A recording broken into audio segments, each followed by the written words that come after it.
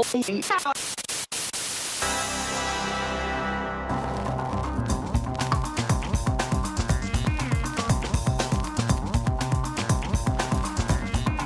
to my basement, everybody. Hello, Scott Jones. Hello, Victor Lucas. Welcome back from San Diego, California. That was so fun. Attended Comic-Con. Now, listen, I want to talk to you about Comic-Con. I got a lot of fucking questions for you about how you survived that shit without me this year, without Batman. I was great because there was so much Batman news. It was great. I got another more pressing question that needs to be addressed first. All right, hit me. Everyone out there, all of our listeners would like to know how Clyde is doing. Clyde is doing just fine. Is he still radioactive? He is still a little radioactive, so we have to keep him away from us, and especially from Ruby, my daughter. Where is he now? I picture him being in like the prison in Walking Dead. No, we let him in. We've got baby gates all over the house, so that also keeps out. So they're Clyde gates as well. Fascinating. All right,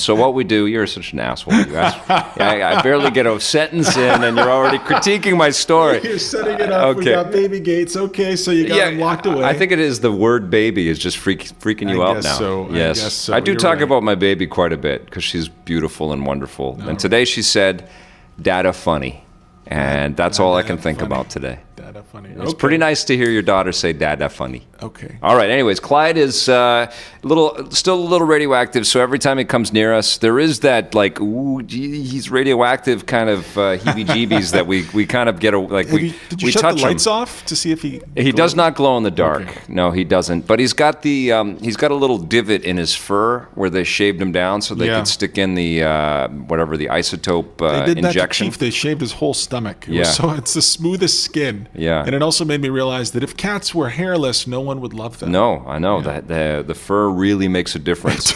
So he's got a divot. Yeah, he's got a little fur divot, and he's his head's a little bit fucked up now. Like there is something like I think he's just been beaten around so much in the last month that I feel like his head's a little sideways when he looks at me now. Yeah. You know? He's starting to look a little like Bill the Cat a little bit. He's not from the old Bloom County comic, which I used to love. He's not quite as scruffy and bug-eyed and stuff, but he does seem a little bit like disheveled. You know, he's been skunked. He's been thrown into the shower with the tomato juice. We've let him outside, so he's been exposed to all kinds of weird things. Comes back with birds, and his tail is all standing straight up. You know how the hair on the back of the cat's tail when they freak out. So he comes in with big bushy tail. I see. All of these things have changed. We put a collar on him with the little Clyde thing on him, and he's just sort of tolerating it. It's like we've also had Ruby trying to pounce on him and sit on him and punch him and stuff. And he just has been dealing with that. And I think the nuclear injection was the last straw. So now that he's a radioactive cat, he's just like, whatever, man, whatever. Yeah. So like his nihilism fades. Totally. So we give him a little bit of love. We pat him for about 2 or 3 minutes at most right now because we're still a little sensitive, and then we chuck him away. Did you bring him home in the car? And if yeah, he shat all over the place immediately. Again? Yeah, and the carrier that he was in. Still outside, still being fumigated, still being processed.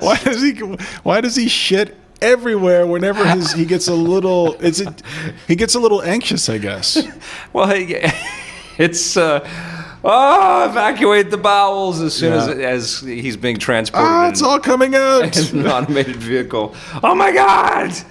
I can't control myself. Luckily, he doesn't. He doesn't do that when we just carry him around. Yeah. And, I think he doesn't sleep in the house anymore. We say, okay, out you go. Because we can't really have him in the bed, right? So with all of us. You mean he has to sleep outside at night? We throw him out at night, yeah. What are you going to do in the winter or when the rain comes? Well, this is for right now. He's also really loud and, he sings the blues at night, Yeah.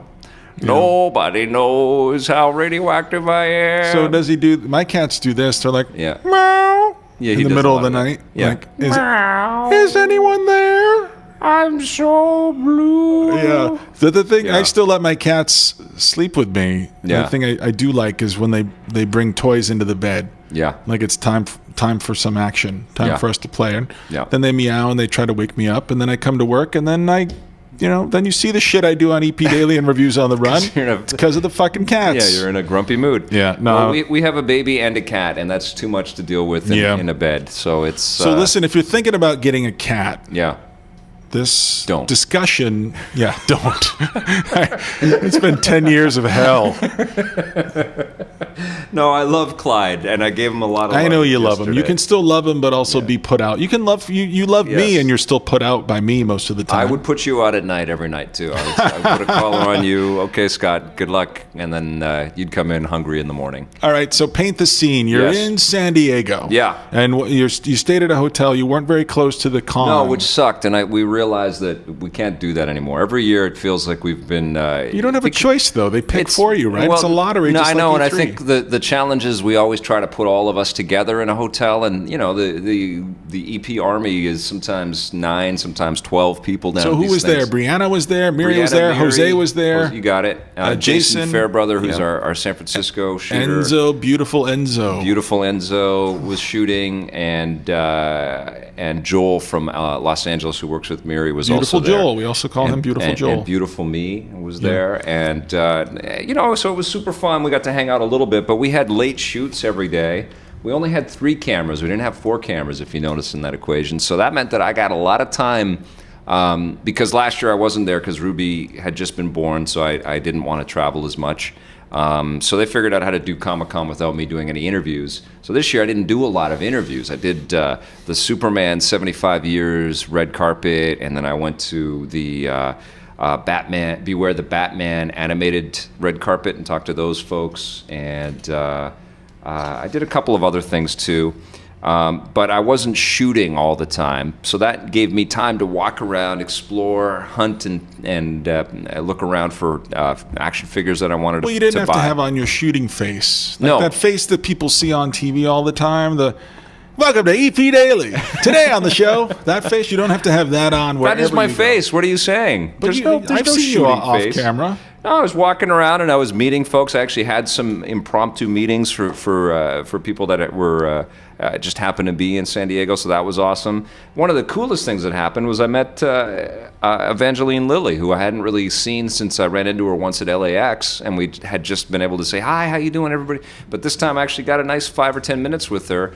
What was she doing there? Was she has something? A children's book because she's got a baby now, and she's really kind of focusing on writing. Who's her husband? She's married to a Hawaiian guy. He's is he better looking than me? Pardon me? Is he better looking than me? Absolutely.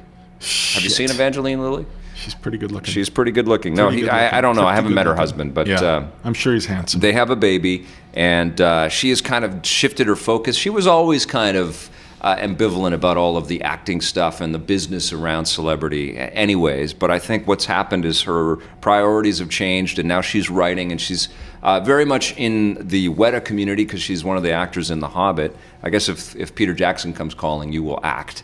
So she's doing Hobbit? that. What is she doing in The Hobbit? She's an elf in The Hobbit. They wrote a special part just for her, so she'll be in the new Desolation because that's what The Hobbit Smaug. Needs is more creatures that aren't in the original book. We need, what we need is more female roles. On. We need more female roles, powerful female roles, and that's absolutely up her alley. Okay. But anyways, I got time to talk to her about her book. And I bought a book, and she signed it. Did you read this book? Is it any good? It's called The Squiggle Wonkers. I haven't read it yet. Squiggle Wonkers. But the art is from an artist from Weta, and it's beautiful, and she was so nice. And we got to kind of reminisce about her working on EP and Judgment Day, and how she was embarrassed to be on the show, and I was embarrassed that I hired her to be a hardware girl, because it was such a slight kind of role for... a person that I saw immediately had a lot more talent and a lot more to give than just, represent the comedic aspect of showing off these video game hardware pieces. And when I auditioned her, I felt embarrassed, and I said that to her. I was like, this is, and she knew it too. I was like, okay, so we're going to get you to wear these crazy T-shirts that have slogans on them, and you're going to be, like kind of the Vanna White with these things. Yep. And she was never, like, this wasn't the height of anything for her. But what she did say is that she had fun, and it helped to pay for her tuition, which was what she needed, and it also gave her a break in the business. And that's what she wrote in the signature in the book, which was really sweet. But it was just awesome to reconnect. I'm so incredibly proud of her, And she's just as charming and nice and wonderful as she was the day that I met her. She might not have had this career if you hadn't done what you've done. I don't know, man. I think, she was destined for greatness. I remember taking her to a party that my video game friends at Black Box, who had just sold to EA back then, they had it on a boat, and I took Evangeline to the party, and she stopped everything. It was like the record stopped when we went into the party together. It was like, and everybody craned their necks and like, who the hell is that? Yeah. I mean, she really stood out. And part of why she stands out is that she's authentic. She's not, sort of manufactured in Hollywood. There's an earthiness and a grittiness and a truthfulness, and that's what J.J. Abrams tapped into and all the team behind Lost. They saw it. And look at the work that she has done. She's just, I talked to her about Real Steel and how she loved that movie. And that's the only movie I've ever seen her in. But you saw Lost, though, right? Did you ever watch the Lost show? I never watched Lost. Oh, man, she's great in it. And Marcy, my wife and I were watching the show all the way along, and every week we would be just like, holy crap, look at how good of an actor Evangeline is. We had no idea she was so talented. And I think she's deserved every ounce of success that she has. And that, what the coolest part of that is that she's remains a terrific person. So she's got a children's book, and she signed a very sweet signing little note to Ruby. Yep. And that's a nice moment. Yeah, that was one of my favorite moments. That's your heartwarming moment. Absolutely. And then I think my other favorite moments were one of the cool things that I didn't shoot anything because it was a print and web press conference for Warner Brothers. Did a lot of stuff with Warner Brothers over the weekend at Comic-Con.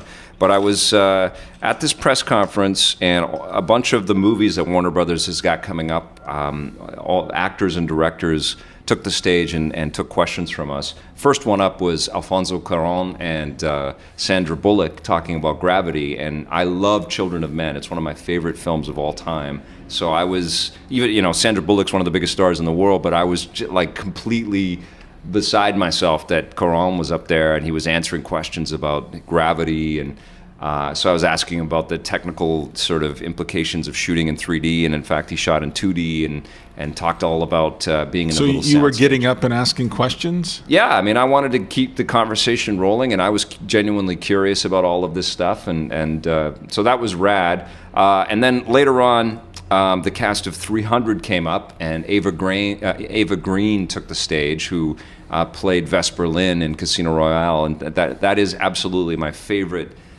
female character in any of the Bond films, and I think that movie is... She's got a husband? Eva Green? Yeah. Probably. You want to try to get in there? I didn't get her phone number, but I did get a picture. I did have the guts to go up afterwards and ask her for a That is photograph. gutsy. I saw that photo. Because I never take the celebrity things. I always feel like I get a lot of interviews with these people, and that's a good enough archive of these moments. And I usually never ask for the photos, but I didn't want to pass that up, man. I saw that photo of the two of you together, and it's a very respectful photo because you didn't put your arm around her or anything. You didn't make a devil horns. You stood. There's almost like a 3-inch cushion between the two of you. She is a gorgeous woman, no question, but I'm a bigger fan of her as a person and as an actor than anything. I think that she just, she tears it up, man. Remember that Dark Shadows movie? And she was better than Johnny Depp. She was the best thing in that damn movie. Everything she's in, she over-delivers, and I think she's not used enough. I think that people don't recognize what an unbelievable talent she is. She made us care about Daniel Craig. She made us believe in that character as a human being. And then at the end, she fucked us. Yes, she did.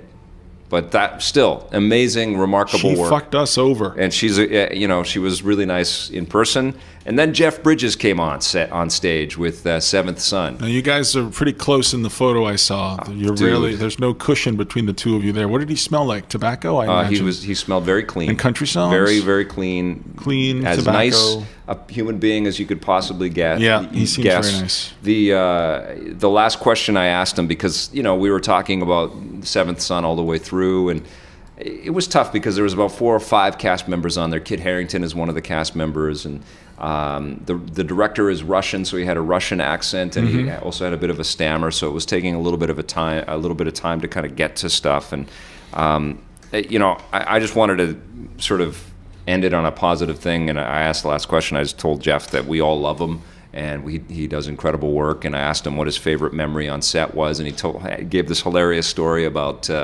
having to take steroids because he was really sick one day on set, and he was all sort of high on steroids and being crazy in the performance and going a mile a minute and having a totally skewed thing. And he shot a lot of the movie in Vancouver and in Alberta, and he always takes photographs, and he put a whole he's going to have a whole photo book around the production of the film next year when it comes out.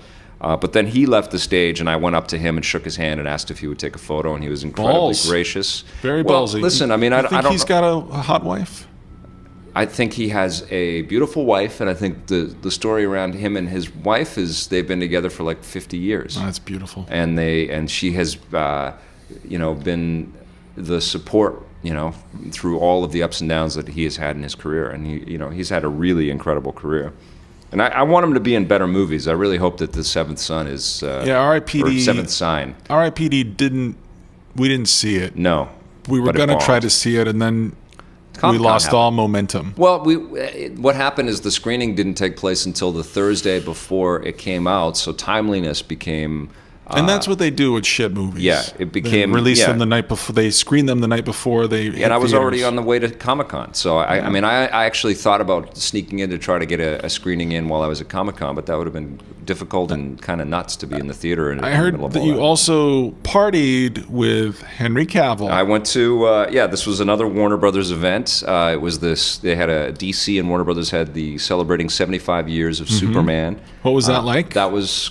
amazing. Paint the scene for me. The first person in the room, the first recognizable celebrity in the room is Kevin Bacon. So that's how your night starts when the 7 degrees of separation. That's right. K-Bakes. K-Bakes comes in by himself and just walks around, grabs a drink and just sort of mingles. Yeah. But then comic kings and legends like Dan DiDio and Carrot Top, Jim Lee. Carrot Top was not there. I think he was partying with you on the weekend. We had Jeff Johns was there, and the guy Vince Gilligan, who runs Breaking Bad, was there. Of course, Zack Snyder was there. I got to talk to him for a few seconds.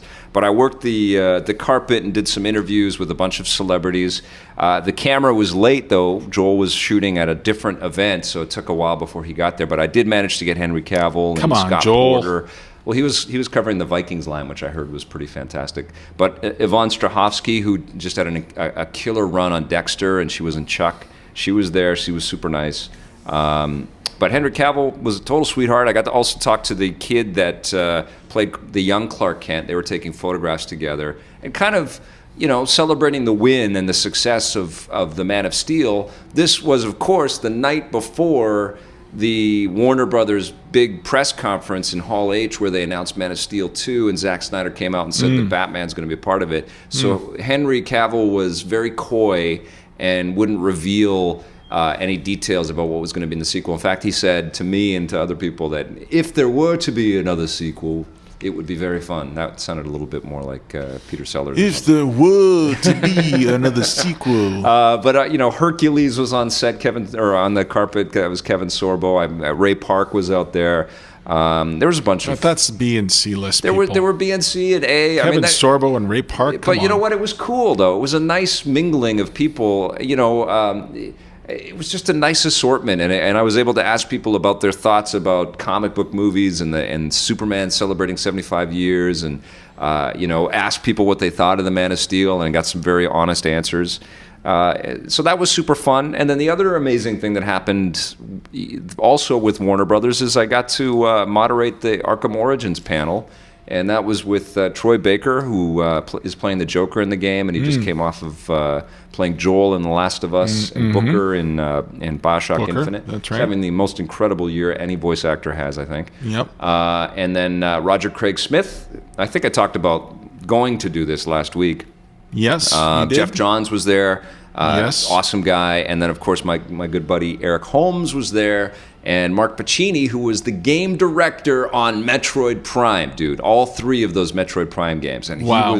It was an honor to meet that guy. Very humble. Made like one of the best series ever. We have to have him on the podcast. I'm absolutely. Well, we'll see. We're pretty booked. Okay.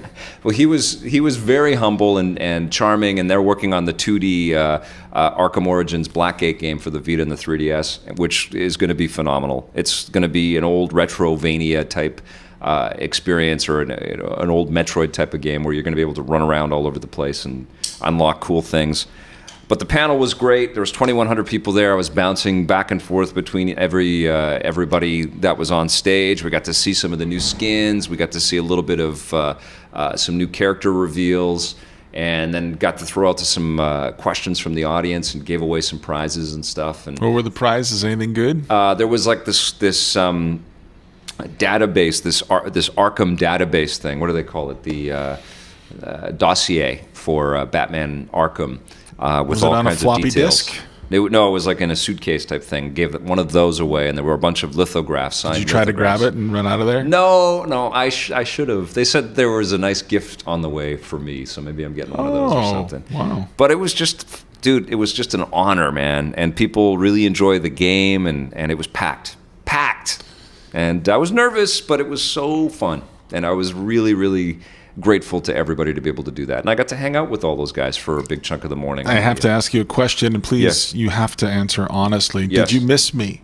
I did. Yeah, I was alone for a big chunk of time, and it would have been great to have you there. Absolutely. But even at E3, we were together, and you spent a lot of it alone. Yeah, well, because you were shooting. Really what it is that there's we don't have another camera for every host. And so... and I need work. Well, I'm in the show a lot with the rundown and the hosting and all that stuff, so I get it. I mean, the field stuff is really the responsibility of our other hosts. That's their domain now. Yes. It's not up to me to be doing every interview and stuff. But I have to tell you, I mean, I really enjoy that, and I love doing the interviews and stuff that we have on the podcast. I love doing the hosting for the panel as well. I feel like I'm in my element with this. I know I've known and had the luxury and the pleasure and the the great fortune to have met a lot of people across all of these different art forms and disciplines. And Comic-Con is where you get to go and talk about it all. You know? Like meeting the new Batman on Beware the Batman was amazing. This is a guy that's never done animation before. He's only done. His name is Anthony. I'm going to butcher his last name. He's a new guy, but he was really Take a shot. nice. Make a run at it. Ryu, I forget his last name, but he's a super sweet guy. And the other guy that I met there was JB.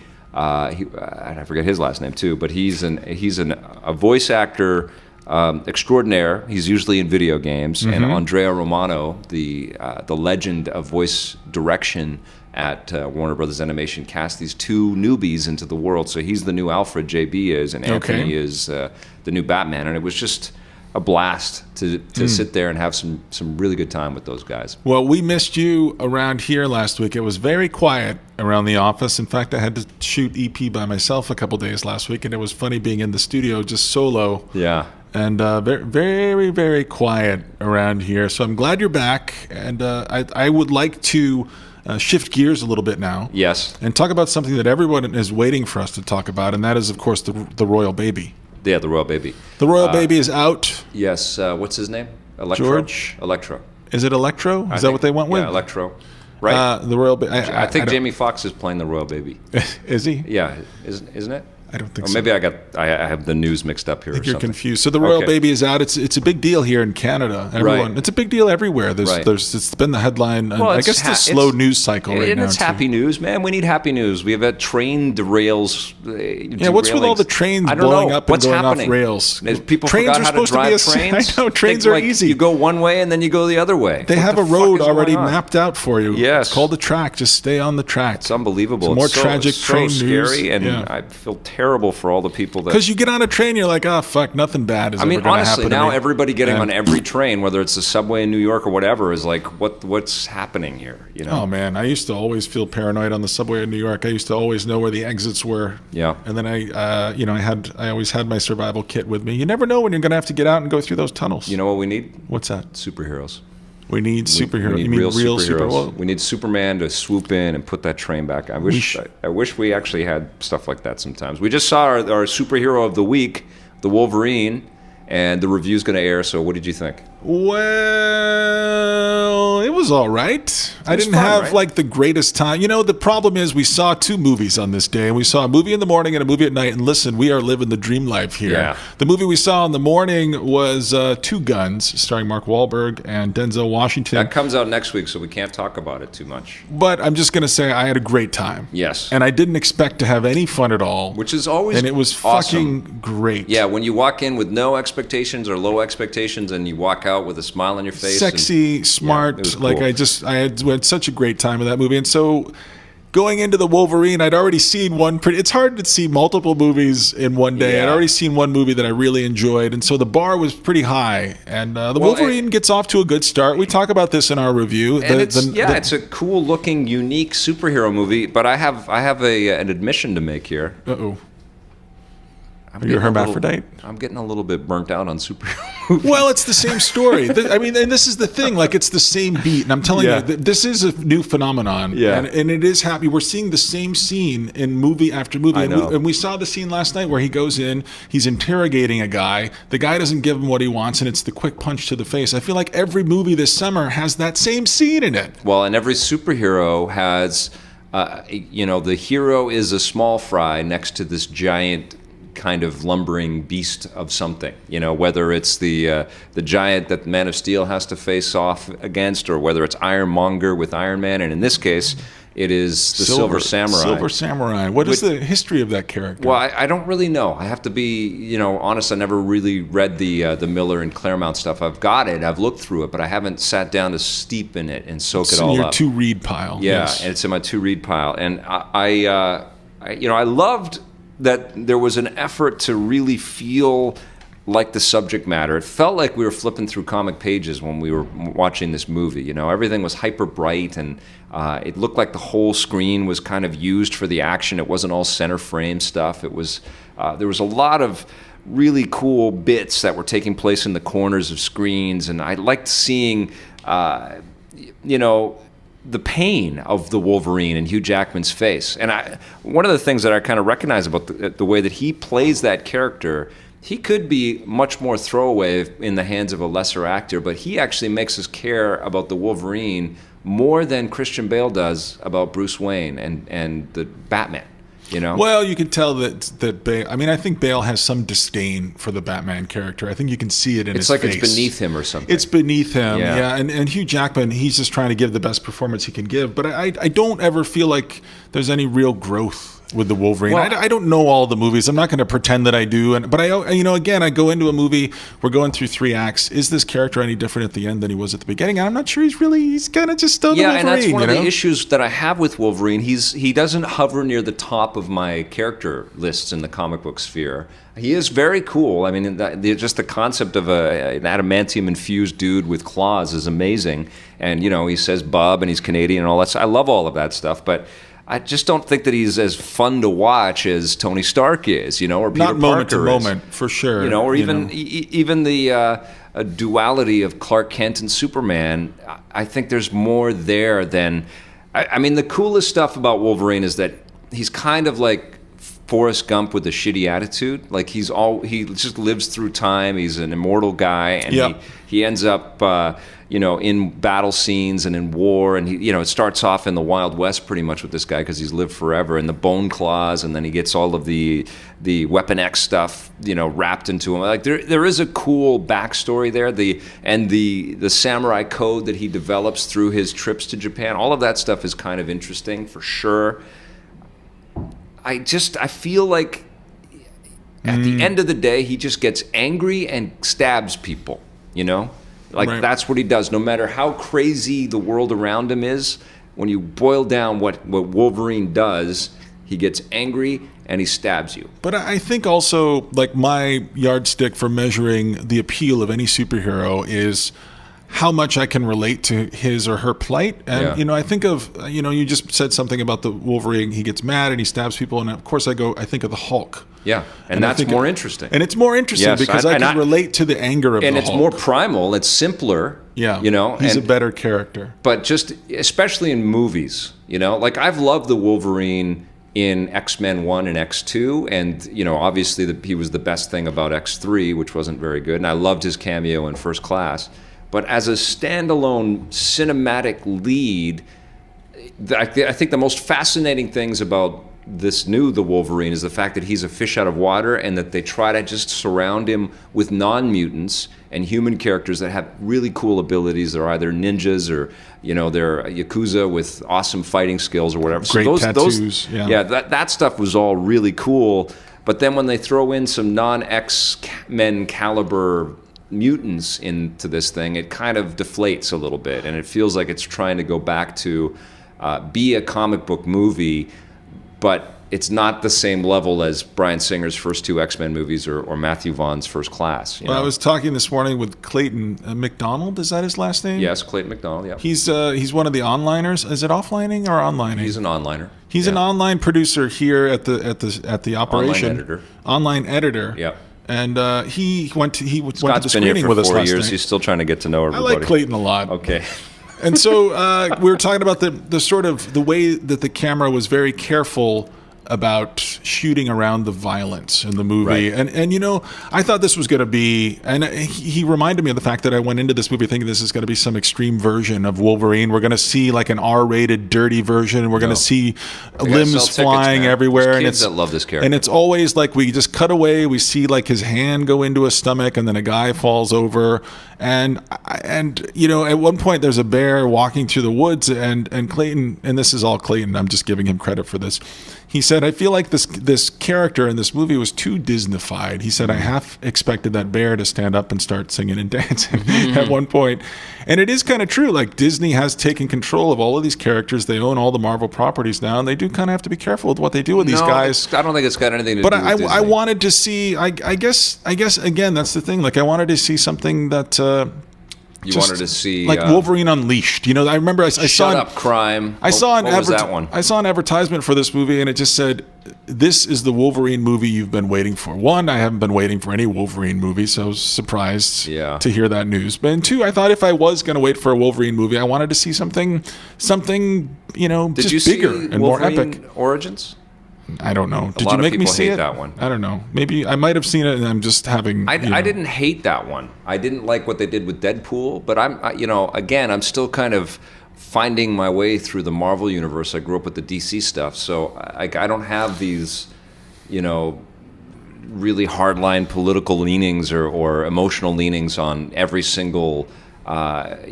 Character trait and every decision that they make with these things. I also didn't hate X3. I mean, they're not my favorite superhero movies at all. I also didn't hate the Daredevil movie. I'm just surprised you keep finding ways to draw me into conversations about things I don't know anything about. Next week on the show, we're going to fucking talk about jazz records. You know nothing Skeeb about it up, jazz boop, records. I don't know anything about jazz. I know more about jazz records than you do. I love jazz, but maybe not. I was definitely entertained, and I really like Mangold's kind of slant and skew of the Japanese kind of vibe. I loved running through the Japanese streets. That was cool. Feels like it's kind of a tired movie. And it's kind of a tired summer. Like, it's been a tired summer for movies. It certainly didn't have the lift. Where's the that fucking Iron Man elan? 3 did. You know, Iron Man 3 is still my favorite. Where's the movie joie de vivre? You know, where is it? Where Robert is Downey it? Jr.'s got it all, man. Not really. There's no room for anybody else. He took it all. He sucked it all out of the room. He didn't. I don't know where. I don't know where it is. I don't know where the energy is. But this has been a sluggish summer at the movies, with the exception of Two Guns and maybe Despicable Me 2. And Iron Man 3. That was a blast. That was my favorite summer movie so far. And we'll see. I think Elysium's going to be amazing. But you know what? That Spielberg and Lucas quote about these tentpoles not performing is starting to ring in my ears, Not performing. Everything is underperforming. And honestly, like, Disney and Marvel threw down at Comic-Con with their news. They threw down with the Superman-Batman hookup in 2015. That's going to be huge. Huge. Just in terms of cost, in terms of marketing, in terms of expectation. It's another tentpole, though. Well, is it? I mean, that's going to be the question. And Star Wars will come out then, and Avengers 2 comes out then. Are we, are these things going to hit like we're expecting them to? And then Star Trek 3 is coming out in 2016. I think almost everything is underperformed this summer. The last I checked, Pacific Rim was still behind Grown Ups 2 at $68.3 million. Grown Ups 2, $79.4 million. I think Pacific Rim is going to have some pretty good legs, though. I think it's going to be one of those movies. Maybe it doesn't get a sequel. Maybe there isn't more to it. I kind of wouldn't mind a TV show. I don't even know if that's feasible, but it would be kind of cool to like track these fights almost like an MMA thing. Every week there would be a new battle between these giants. Sounds so boring. I think it'd be so fun. But I think it might be Elysium that takes it all for us, man. At least emotionally. I don't know if financially it's going to be the big winner. Matt Damon's pretty good bank, though. Yeah, I'm putting all my money for summer on Elysium and let it ride. We'll see what happens. Yeah, I'm really excited about that. Yeah, I'm a little worried because we've seen a couple trailers for Elysium, and I feel like they give everything away in the trailer. Fuck you, trailers that I give everything away. Trailers are the worst. What the hell? What happened to the age of mystery? I know. When we just got a little tease, here and there. Let's go back to the Royal Baby for a little bit. Okay, all right. I don't want to. I'm just kidding. Electro Windsor. I don't have anything to offer on them. Are you playing Animal Crossing New Leaf? No, What'd you play on the road? I didn't play. You know what? Kingdom Rush is sucking me back in, man. I'm trying to do every damn thing again. Frontiers, or are you going back to the other one? No, I'm playing Frontiers. I'm trying to play the hard level. I'm trying to not spend, because you can kind of cheat in that game where you buy the extra gold and the extra, the nuclear, the bomb that blows everything up on. And you got to wake up in the morning and look at yourself in the mirror, and you know what you did. You know what you did. You know what you did. You cheater. That's right. I find that if you rack up the arrow towers, you do very well. Very interesting. You just level up. Level them up. I always go for the bomb towers. Bomb towers are great, and I love the one that the concussive thing that creates the lava level ripples. Yeah, I like that. Yeah. But I love the arrow towers. I just like, and then you upgrade every single one with the super fast sort of addition in there. Where it's almost like a machine gun pellet coming out. I like that a lot. But you know what? I have to, I've got to run, man. I've got to go pick up some horseradish. What do you mean? We're doing a show. Well, we've got the corned beef is cooking, man. So I want to go get the horseradish. Your mom made the corned beef last week. Well, it's a good summer treat, man. So I'm just going to go to the store. What are you going to get? You just man the booth. You're getting horseradish? Yeah, the horseradish. And there was the other ingredient, the pickles. Yeah, she always loves the pickles. Horseradish and pickles, yeah, boy. Summer. It's summertime treat, right? I don't understand. Most people have fireworks and lemonade and watermelon. You guys have pickles and corned beef and hot cocoa with a little vodka. It's very strange. Summer, Lucas family. All right, it's summer in the Lucas household. Sit here for a little while. So just I'll see you. Hang in the booth. All right. And, maybe I'll look at some. Can I look at that Hustler? Yeah. Hand me that Hustler before I go. There you go. I'll be right back. All right.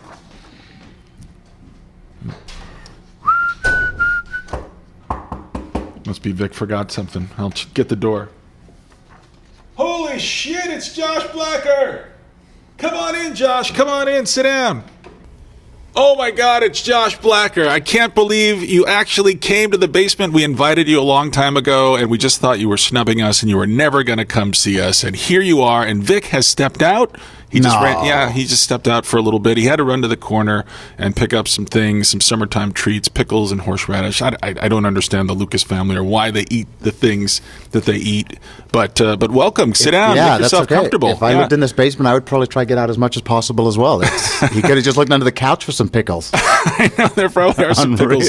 That's where we age them. Yeah, no kidding. It adds a nice aroma. Yeah. So what's new? What's happening in your life? What's going on? You got a big movie coming up pretty quickly here. Yeah, I love talking to people. They say your movie's coming out, and I was like, well, yeah, it's not really my movie. It's Neil Blomkamp's movie, who is awesome, as everybody knows who's seen District 9. I mean, it's just an amazing movie. Right.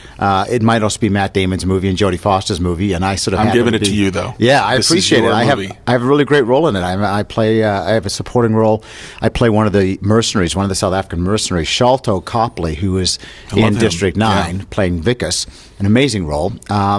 Plays a completely different character in this. He is a badass mercenary. We based ourselves on the 32nd Battalion, which is a South African mercenary group that eventually ended up becoming the forerunners to Blackwater.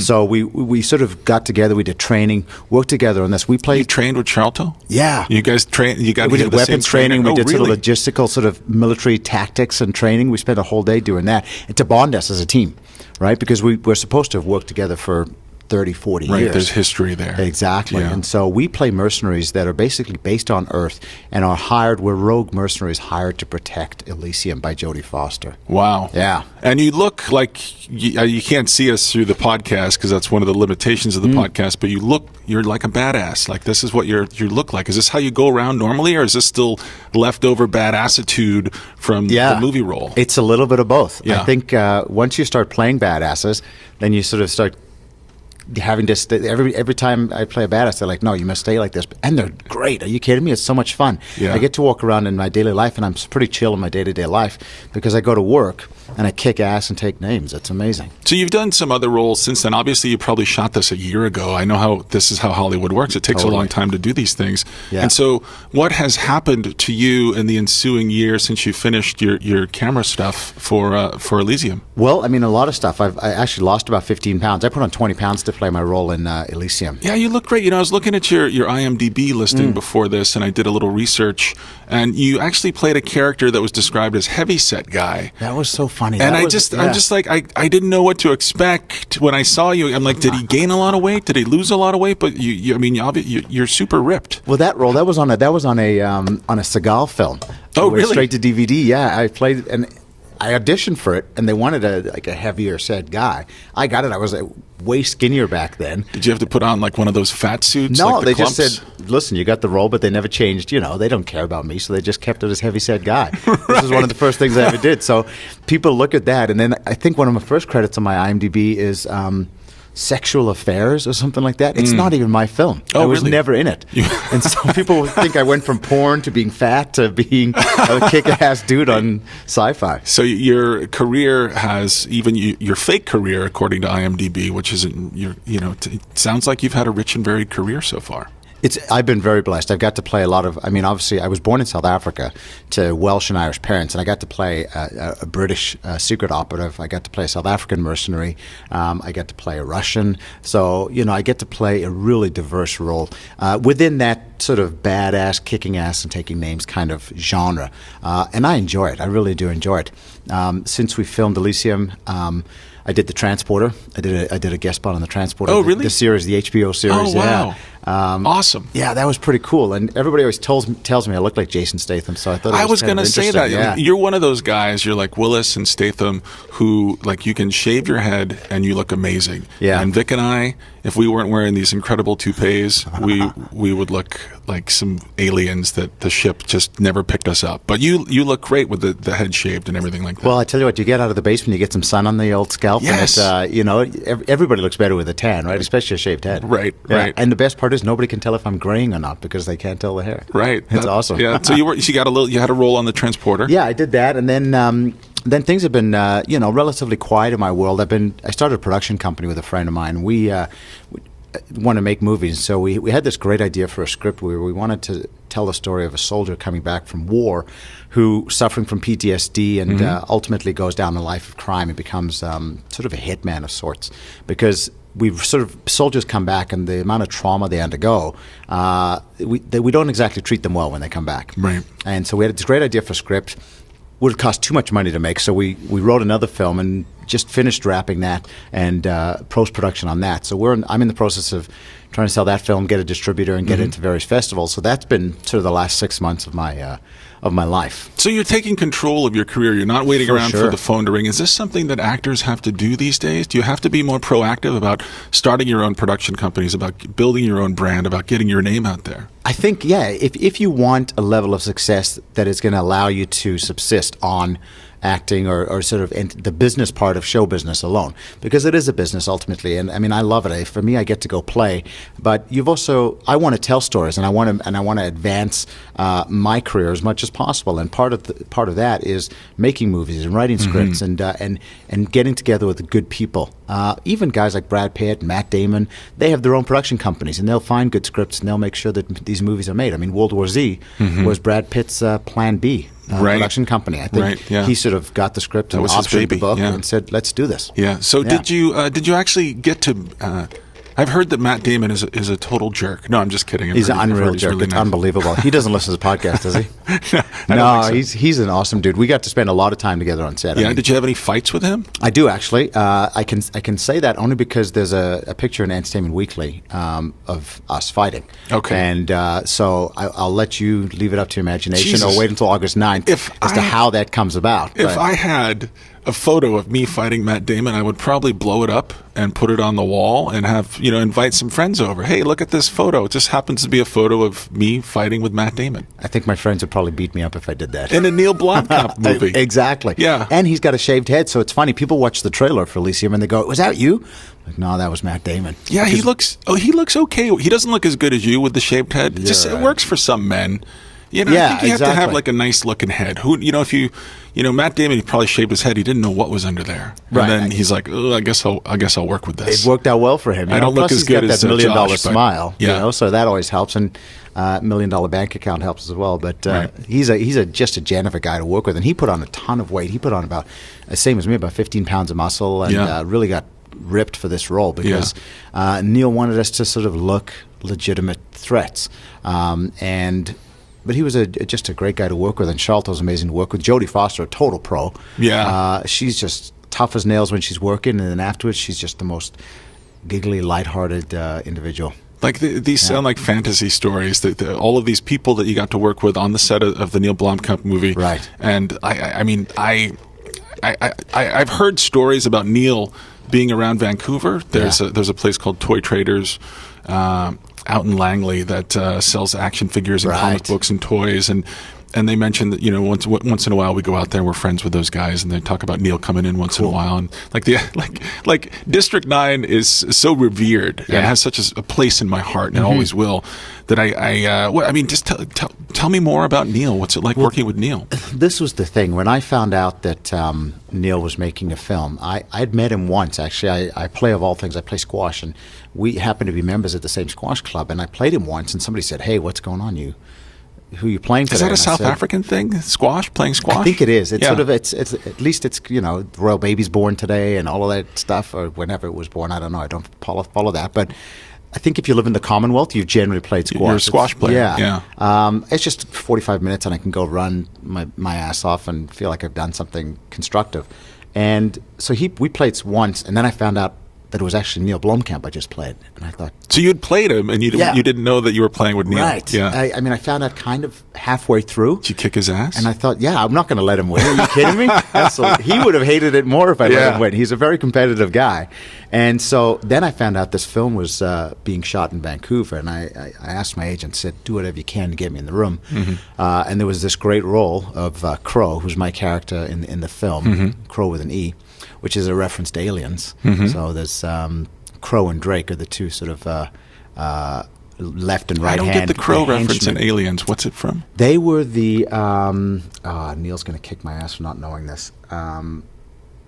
It'll come to me. Let me think. Yeah, go ahead. Just keep moving on. Or maybe we can do that as a little bit of a trivia question for your listeners. Say, okay, if you can reference Crow and Drake from Aliens. Yes, that's good. Write in or that's our trivia question. Answer it, and we'll tell you if you're right or wrong next week on the show. That's exactly it. Then the audition. I got the audition and went in and thought I nailed it. It was really hot. But it was only in March, and I thought I was sweating all over the place. But that added an air of reality to it. But what do they do? I mean, this is an action role, obviously. Yeah. They're going to need you to be physical. And so when they bring you in, I'm not an actor. I've never done any acting. So when they bring you in and they need to see, I guess, your physicality, like what you can do, what do they do in a moment like that? Like how do they put you through your paces? You know what? Not a lot in the audition room. They wanted more about character. Can this guy do a South African accent, first of all? Mm-hmm. A legitimate and believable South African accent. That's no problem for you. Yeah, I mean, I just dropped right back into it. It's okay. Yeah. I'll get these guys. It's okay. Nice. So I was born there, lived there for 16 years. It was easy for me to transition into. Then, after I got the role, Neil said, "Josh, I need you to sort of bulk up and, or just get a little bit more ripped." So I did that.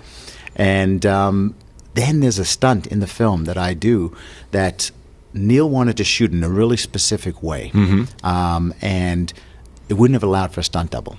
So they said, the stunt director on Stargate Universe, which I was on for the first season. This guy by the name of James Bamford, Bam Bamford, and he's an amazing stunt director. And Mitch, who was our stunt director on or coordinator on Elysium, called him up and said, "Can Josh do this? Like, is he capable?" And Bam was like, "Yeah, no problem, man," because I did a bunch of stunts on Stargate.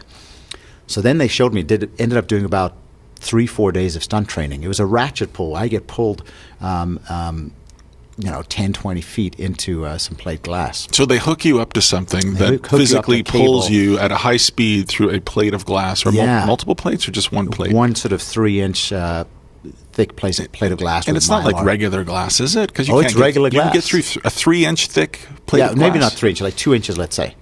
And then it's got some. It's bolted to a wall. I can't say too much because then I give away the scene. Yeah. No, we got to. Yeah, but it's thick. It's certainly and you break it. It's glass. You break it if you go at enough speed. And they wanted to make sure I could do that. But were you scared? Were you nervous?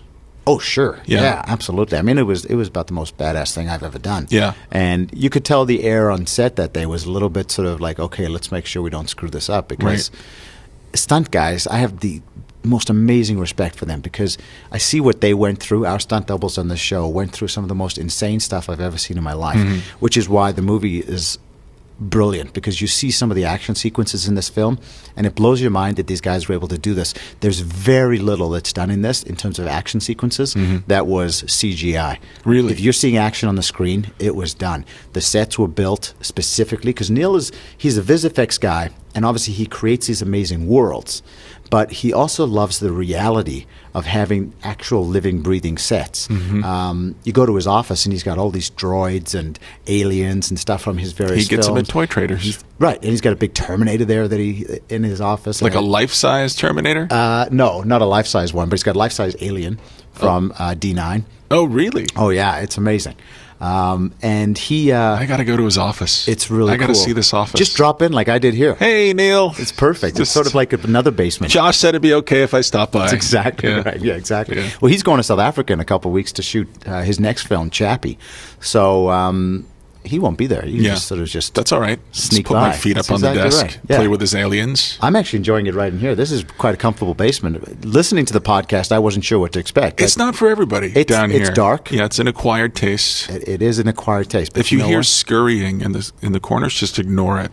We shot for a month in Mexico City on Elysium. So oh, really? On a garbage dump. So I'm used to this. This is great. I didn't. Yeah. So you shot part of the film here in Vancouver, part in Mexico City. And that's it for locations, or that was it? Yeah, we shot in the studio mostly in Vancouver, and then so anytime you see Earth in the film, that's Mexico City most of the time. And anytime you see Elysium, that's generally in the studio. But with these massive sets, some of which were designed by Sid Mead, who was the set designer on Blade Runner. Oh, really? Yeah. So Jesus. there's some good lineage on this film. There really is some serious history back there. It's bad. So I'm looking again at your resume here, and you worked on Stargate. Yeah. You worked on a show called Bloodlines. Blood Ties. Blood Ties. Yeah. And that's a vampire show. It was a vampire show. It didn't last for long. It didn't last for long. Yeah. I mean, shows come and go. I did a show called Killer Instinct, and I did the 13th episode of that. It got canceled after 11. So you just never know. I got paid. That's okay. Yeah. But stuff that people might have seen me in, I did Supernatural, and I did Fringe, and I did Stargate Atlantis and Stargate Universe. So you have some serious nerd credibility, and I guess my question always to the actors who appear in a lot of these genre type shows where there's space and otherworldly things going on. Are you really a geek and a nerd at heart? And if so, prove it. Right, exactly. Well, I know that there's some serious guys with some serious nerd cred and geek cred out there, and I think everybody has a degree of it. Growing up in South Africa, my exposure to the type of geekery, shall we call it, was a little bit limited. But I mean, I'm a big fan of sci-fi. I'm a big fan of superhero stuff, and I love mythology stories. So there's a degree of sci-fi cred involved in that, or nerd cred, but comic books was never a huge thing growing up in South Africa. It just wasn't. So I never really got into that side of things. It's just not part of the culture there, the way that it is here in North America. That's exactly right. Okay. Yeah, there's it's just a really interesting place to grow up, and comics was never part of it. But I enjoy the tech geek. I would consider myself more of a tech geek. Yeah, I'm what are all you about into that, these like days, gadgets, like tech-wise? Like, iPhones and computer stuff and that sort of stuff. Like I just made the sexier stuff. The sexier stuff, exactly. So I would go to Comic-Con. I have never been. I would go, and I think you've been a bunch of times, right? No, you're now banned, aren't you? I went one time. Didn't I hear that? Apparently, my reputation precedes me. Yes, I was banned for making fun of Comic-Con. Basically, that's why I was banned. That's really fun. Because I don't have the superhero thing either. Even though I did grow up here in North America, I was never a comic book guy. I tried reading Watchmen like 50 times. I could never get through it. Interesting. And it's just not for me. I'm into video games. Right. I'm into some of the tech and the gadgetry. Yeah. But and I do like some of the superheroes. I like the Avengers. Like, that was fun. Sure. Well, Joss Whedon is king, right? I mean, he is. Yeah. I've worked with Neil Blomkamp. If I could work with Joss Whedon or Christopher Nolan or any of those, yeah. I mean, then I'm set. Really. Yeah. That would just add to my nerd cred, I think. Totally. I was never much of a gamer because again, it wasn't a huge thing growing up in Africa, and I'm aging myself here, but I just remember we'd go play Atari at the local convenience store. Vic and I remember Atari. Yeah. You played Atari in the convenience store? Yeah, I mean, those big consoles. Atari had their sort of ones, and then Commodore had their ones. And the arcade cabinets. The arcade, exactly. With the stick in the front and the big buttons and the quarter. Space Invaders. Yeah. That was where you just had the little spaceship that spun around and shot. That's Asteroids. Asteroids. See? Shit, this is fun. Destroying my nerd cred here. This is like the password, Just give me some details and I'll tell you the name of the game. Perfect. You see, so this is exactly my point. I was never able to gather the hand-to-eye coordination sufficiently to do well at those games. My brother kicked ass. He was amazing at those. I wasn't. So I sort of gave up and I started playing car games. Games, like racing games? Racing games. Yeah, you got into those. Yeah. Need for Speed and all that sort of stuff. Yeah. Those I could play. A lot of the Need for Speed games were made right here. Is that right? Yeah, right here in Vancouver. Yeah. Well, we've got a super huge gaming community here in terms of creation. Tons of lineage here. Yeah, the roots for gaming. This is one of the things that Canadians I don't think are ever proud enough of is the incredible video games that come out of this country. I'm from the States, right? But I see it. I'm jealous of the things that get made here. Incredible games come out of this. Have you ever done any voiceover work for games? I've done some auditions. I've never done any actual work. Yeah. I love the idea of doing game work. I think it'd be amazing to voice a whole character and the sort of different paths that character can go down. I think it'd be really, really fun. Voiceover is amazing. I've done some, but mostly cartoons and what have you, biblical stuff. So it's a different beast when you're playing a kick-ass lieutenant or something like that. Yeah. Well, listen, my goal is to make you cry on today's show because I want to be the Barbara Walters of podcasts, and so very nice. But before I make you cry, is there anything else that you want to tell us about? Any other projects you're working on? Or I worked on this feature film. It's a comedy. It's Office Space meets Trading Places, we call it. It's about a guy who's got. Wait, that sounds amazing. Yeah, it's really good. It's one guy. It's his last day of work. He's got one day to save his job, defeat his enemies, and not get dumped by his girlfriend. And, wow. What's the name of it? Focus. It's called Focus. And it's coming out soon? Well, we're waiting for festivals to sort of give us the yay or nay. We've submitted to Toronto Film Festival and Vancouver Film Festival, obviously, because those are two important festivals for us as Canadian filmmakers. But we're waiting to hear back from them because obviously you can't release it theatrically until you've had your premiere. A lot of these festivals want it to be the premiere, the North American premiere or the world premiere or whatever. Yes. So we're waiting to hear back on a couple of those. Slam Dance, South by Southwest, some really cool festivals. And if that all goes well, we get a distributor, probably see it in theaters or on digital distribution in the fall. So you're in the film? I'm in the film. Yeah, I co-wrote it, I produced it, and I starred in it. Wow. Yeah. So you wear many hats. I try to. I came from a lawyering background. I practiced law for 4 years. You have a law degree? I have a law degree. Oh my God! You really are a Renaissance man. It was the most miserable way to make a living. You watch your life go by in 6-minute intervals. Wow. Yeah, and so I says, forget this. I'm going to go do what I've always loved, which is acting and performing. And so that just gave me an amazing background to start producing and to start making films. It's so funny. I have another friend who has become a wildly successful Lego artist. He builds stuff out of Lego, like the most beautiful things you can imagine. He was a corporate lawyer for a long time. I used to visit him in his office, and he would have like inside of his desk drawer, instead of having papers, official papers, he would just have Lego in there and he'd just be playing with it all day. And one day he started making enough money doing the Lego stuff, just left that whole world. That's amazing. I didn't think you could make money doing that. Well, they've got the Lego movie coming out now. I've heard about this. Everything's Lego these days. Which I think Heather said she was part of. Heather Dirksen, she was on your show last week. It's a Lego Star Wars Yoda thing or something. Well, I just love that skit, the Lego skit where Darth Vader's in the cafeteria of the Death Star. Have you seen that? No, I haven't seen it. Izzard voices Darth Vader visiting the cafeteria. It's hilarious. Check it out. I will check it out. Yeah. So here's my question that's going to make you cry. I know it's going to work. Yeah. Now, if you picture yourself as a young man, you're going to the convenience store, you're looking for the Atari arcade cabinet. Did you ever, in your wildest dreams, think you would be doing what you're doing, that you would have had the kind of success you've had so far? The tears are coming. I knew it. Give me a moment. I knew you were a light touch. We can edit this out, right? Yeah, we'll take all this out. You know what? Never. No, I think you sort of you hope. Acting is a crazy business to be involved in. It's we're really fortunate to do what we do when we do get the opportunity to do it. And I've been blessed to work with some really, really amazing people. And working with Neil is just the absolute pinnacle of my career. He is such a gifted visionary. I think you truly know that somebody's a great director when their vision is so solid and so unique. And I think it's clear that his vision is both.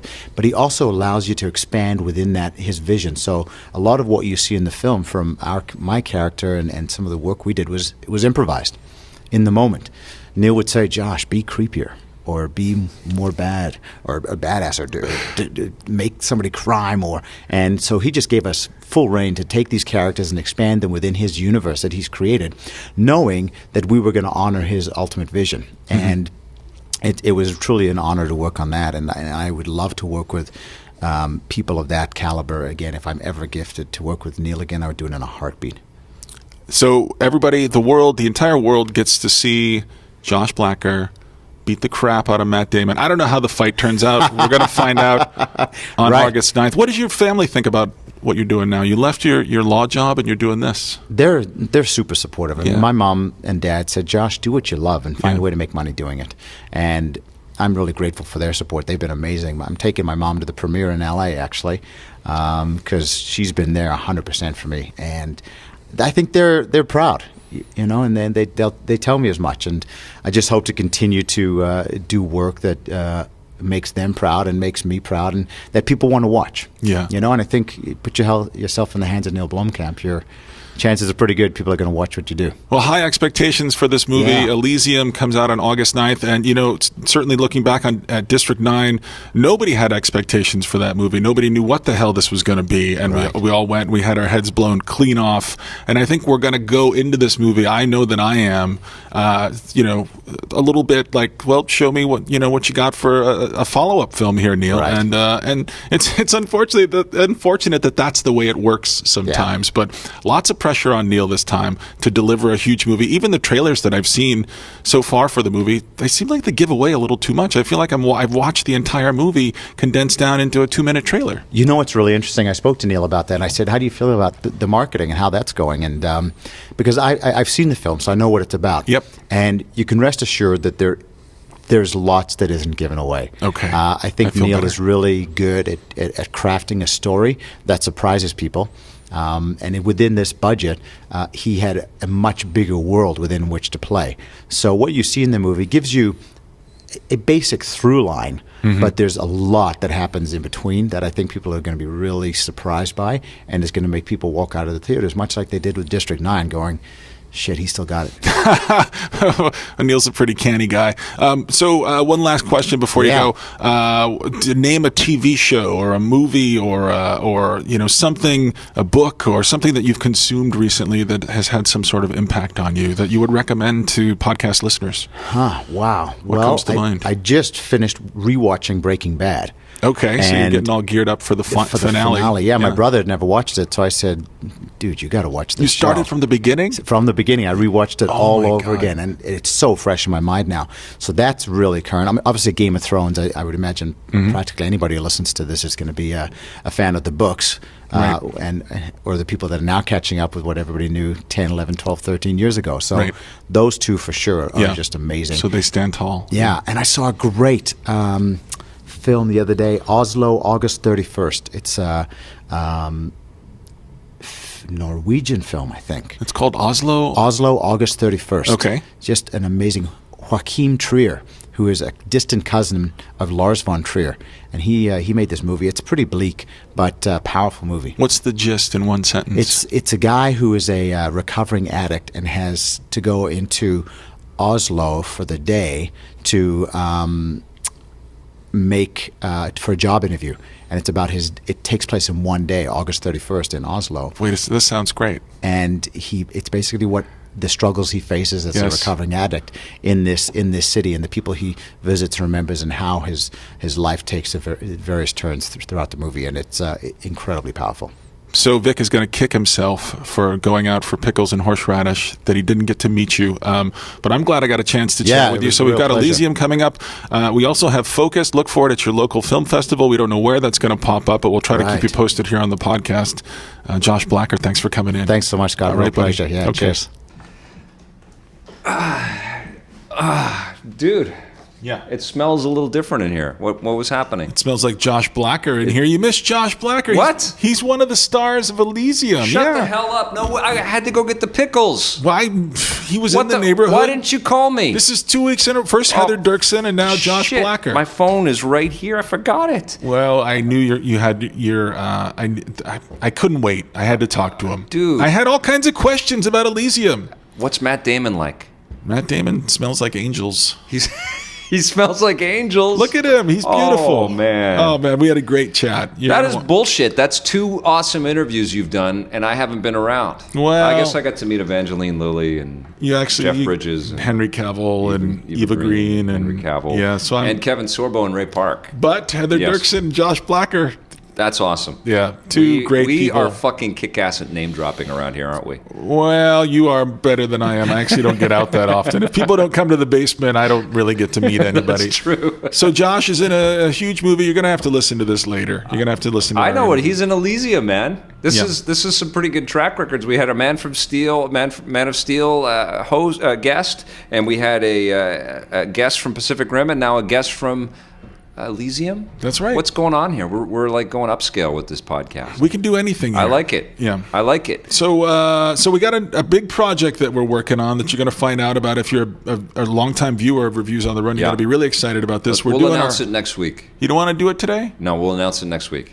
We're going to announce it next week. Yeah. He's giving me one of his looks. Yeah, I can't wait. And it's going to be controversial, and it's going to be a hell of a lot of fun, and it's not going to be that controversial. I think there's going to be some people upset. Are you coming out of the closet? Is that what you're doing? No. I think that controversial. That's not fair to tease them like that. It's going to be something super fun. Everybody's going to enjoy it. You'll have to wait till next week because Vic just put the kibosh on us announcing it today. That's right. And you know what Ruby said today? Huh? Dada funny. Dada funny. Yeah, I don't know if it's true, but she said it, so it's all good. Thanks for listening to Vic's Basement, everybody. Stitcher. Yes, iTunes, subscribe. You can rate us. 5 stars are nice. Yeah, that's all we accept these days are 5 stars. Thanks for listening. All right, bye-bye.